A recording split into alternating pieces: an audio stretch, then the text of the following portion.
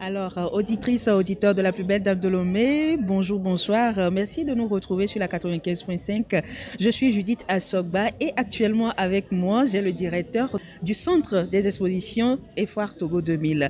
Bonjour, docteur. Bonjour Judith. Alors, comment vous allez? Très bien, ça Alors, va. la foire Made in Togo a débuté le 1er août et aujourd'hui, c'est la fin, c'est la clôture. Tout s'est bien passé? Alors merci beaucoup. Effectivement, nous avons démarré le 1er août et c'est une foire exceptionnelle cette année dans des circonstances exceptionnelles puisque cette année le gouvernement a renforcé l'aide apportée aux exposants. Donc du coup, nous avons eu quand même la promesse de ces exposants-là, le nombre d'exposants. Et il y a eu plusieurs activités qui ont eu lieu pendant cette fois, notamment les panels également. Donc tout s'est bien déroulé comme on voulait. Au niveau de l'affluence, nous avions espéré battre le record de l'année dernière.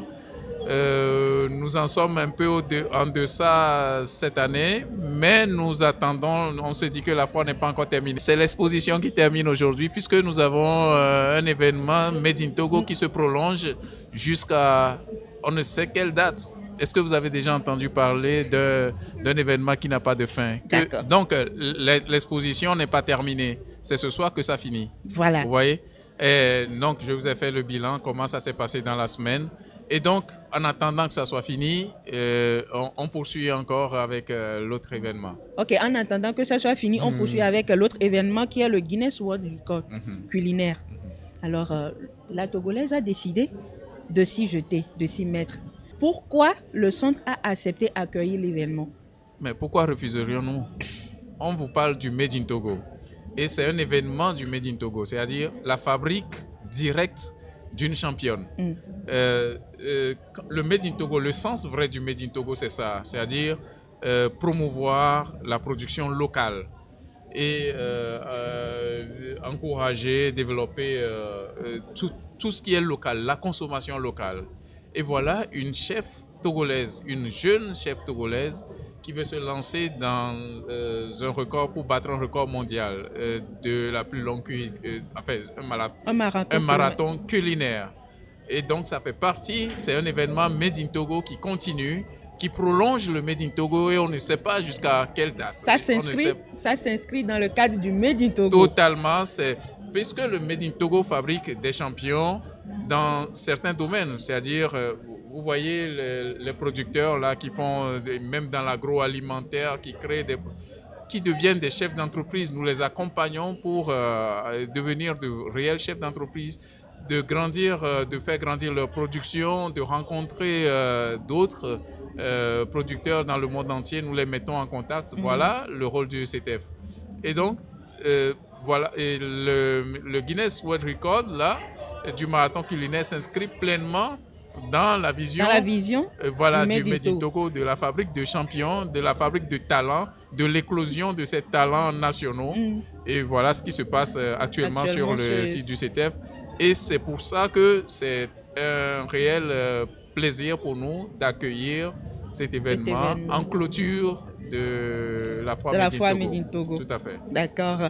Et quel appel avez-vous à l'endroit de la population pour soutenir le Made in Togo, particulièrement le record Guinness? Ça fait longtemps que nous ne cessons de dire à la population, venez soutenir vos producteurs locaux. Voilà, il y a plusieurs personnes ici, je vais dire des centaines.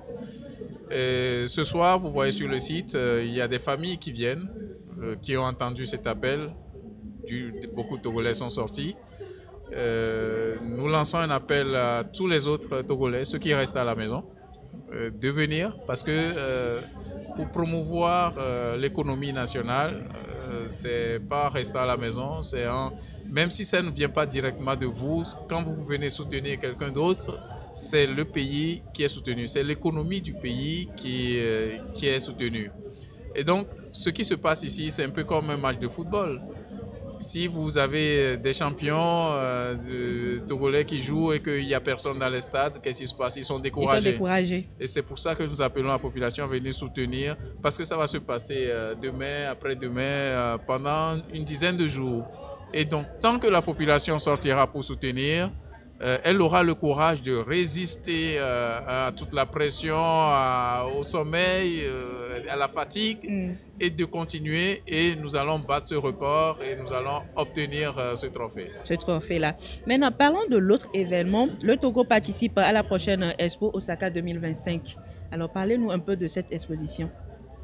C'est une exposition qui se passe à l'autre bout du monde et qui a commencé depuis le 13 avril 2025, ça fait déjà plus de 3 mois, et qui va se terminer le 13 octobre 2025.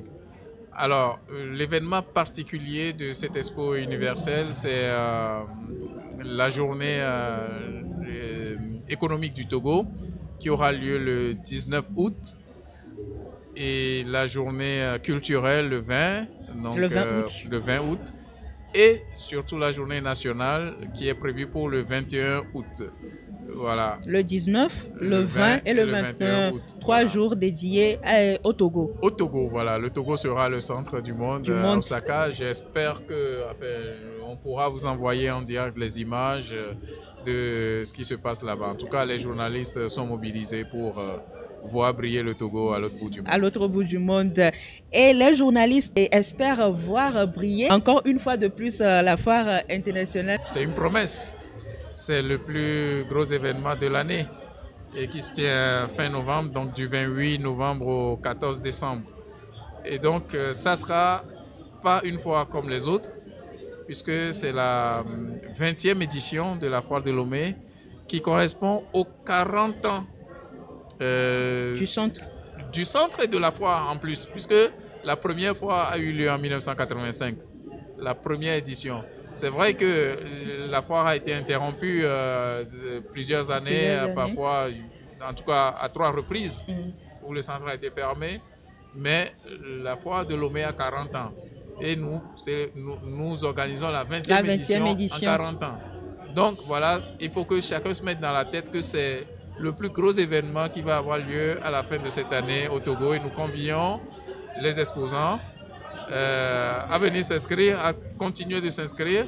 Il y aura de la place, il y aura beaucoup de places d'ailleurs. Pour tout le monde. Nous avons eu un pavillon indisponible, mais nous avons 2 pavillons en remplacement. Nous avons d'autres espaces. Donc, que les gens ne se mettent pas dans la tête que oui, il y a des places. Non, non, non. Nous avons toujours de la disponibilité pour accueillir les exposants et accueillir le monde entier d'ailleurs à cette foire qui sera une belle fête. Alors, l'inscription pour les exposants, ça se fait ça comment? A commencé depuis le mois d'avril d'ailleurs. Si je vous dis le pavillon Oti, il n'y a plus de place. Le pavillon Ago, il n'y a plus de place. Heureusement, nous créons 2 espaces. Comme je vous dis, il y aura le pavillon Oti Privilège que vous allez voir bientôt. Okay. Et donc, l'inscription cette année aussi, c'est une innovation que nous avons mis en place. Ça sera sur ifil, e-fil.ctf.tg.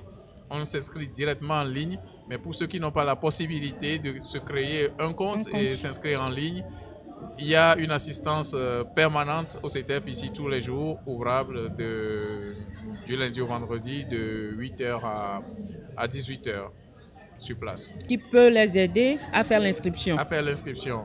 Parce que cette année, on doit identifier chaque exposant. D'ailleurs, si vous n'êtes pas inscrit sur la plateforme, vous ne pouvez pas avoir de badge, vous ne pouvez pas avoir les autres éléments qui vous permettront de venir exposer. Alors pour cette année particulièrement, tout se fait en ligne?